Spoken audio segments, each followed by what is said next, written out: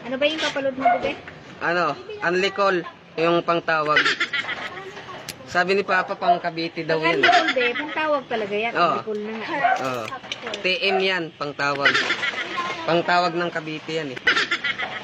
Ayaw mo bang pang tawag sa probinsya? Hindi, sa Cavite lang, sa ano. Sa Cavite lang talaga gusto mo? Oh, doon sa ano eh, Paliparan. Paliparan to. Baka lumipad din yung load mo.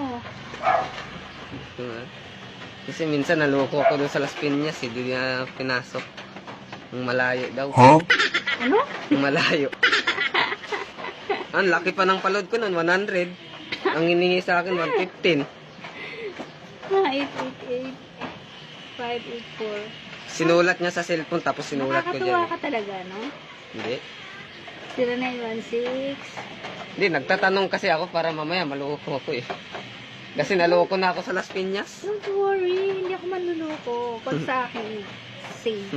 Hindi, doon sa, Safe ka. hindi, sa Las Piñas. Saka Tuloy. hindi yung totoo sinasabi mo. Kahit nasa ang probinsya ka pa naroon, pasok at papasok yung load mo as long as hindi mali ang number mo, ha? Oo. Kaya Ayan, tamang-tama huwag kang talaga. maniniwala sa kanila, ha?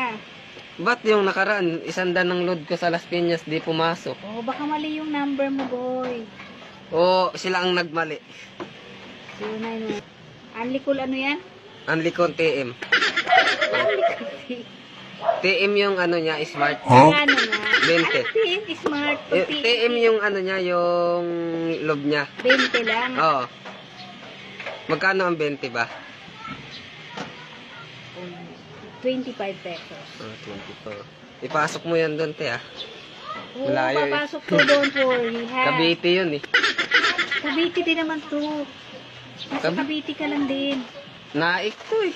Cavite to. Cavite ba? Naik, Cavite. Cavite, Naik. Cavite din. O, ayan. Kita mo. Lilipad yung pupunta doon. Oo, lumipad na yun. May pakpak yan. Lilipad yung load na yan. Papunta dun. Kasi ititext ko pa rin mamaya, eh. O, ayan na. Nakita mo na? Yan, sige.